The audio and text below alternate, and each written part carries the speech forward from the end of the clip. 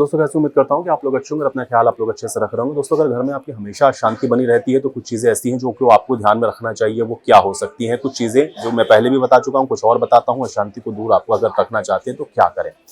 सबसे पहली जो चीज़ है वो है हमारे घर और जीवन में सकारात्मक और नकारात्मक ऊर्जा को संतुलित करने में जो अहम भूमिका है वो निभाता है। खासतौर से ध्यान आपको यहाँ पर ये रखना है कि जो आपके घर का जो मेन एंट्रेंस है वो हमेशा साफ सुथरा होना चाहिए, चमकदार होना चाहिए। जूते चप्पल आपके मेन एंट्रेंस पर कभी नहीं फैले होने चाहिए। ये एक बहुत बड़े वास्तु दोष का कारण बनते हैं, क्योंकि जूते चप्पल हम बाहर से पहन कर आते हैं, वो नेगेटिव एनर्जी का स्रोत माने जाते हैं और नेगेटिव एनर्जी फिर से हमारे घर के अंदर प्रवेश कर जाती है। इसलिए मेन एंट्रेंस पर आपको कभी भी जूते चप्पल या इस तरह की चीजें नहीं रखनी चाहिए। लेकिन ये लोग ये गलती करते हैं।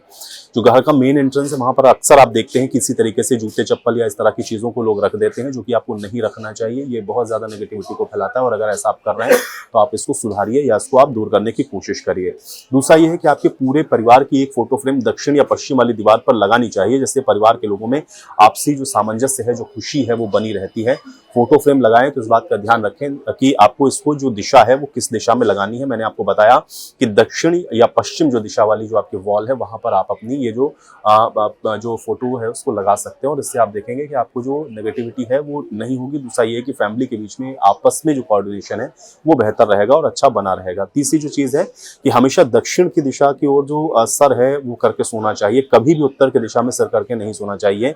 इससे आपका जो ब्रेन है उसमें हमेशा अच्छे थॉट्स आएंगे, अच्छी पॉजिटिव वाइब्स आपको आएंगे और उसकी वजह से भी आपको जो पॉजिटिविटी है वो महसूस होगी और उसके जो आप देखेंगे कि जो पॉजिटिव रिजल्ट्स हैं वो भी आपको मिलेंगे। इसके अलावा घर पर जो झाड़ू है वो हमेशा उचित स्थान पर रखनी चाहिए। ध्यान रखें कि कभी भी झाड़ू को पैर से स्पर्श नहीं करना चाहिए, क्योंकि झाड़ू को भी साक्षात लक्ष्मी का जो स्वरूप है वो माना जाता है और जब भी आप उस पर पैर लगाते हैं तो लक्ष्मी का अपमान होता है। इसलिए झाड़ू को ऐसे स्थान पर रखें जो उसकी सही जगह है, उस पर कभी पैर ना लगाएं, इस बात का ध्यान रखें। तीसरी, घर की तिजोरी इस स्थान पर रखें कि खोलते समय तिजोरी का जो द्वार है वो पूर्व की दिशा में खुलना चाहिए और इससे क्या होता है कि जो धन है आपके घर में वो रुकता है, वो टिकता है, सस्टेन करता है। ऐसा नहीं कि आ जाए और आप उसको खर्च कर दिया या वो आपके पास रुक नहीं रहा।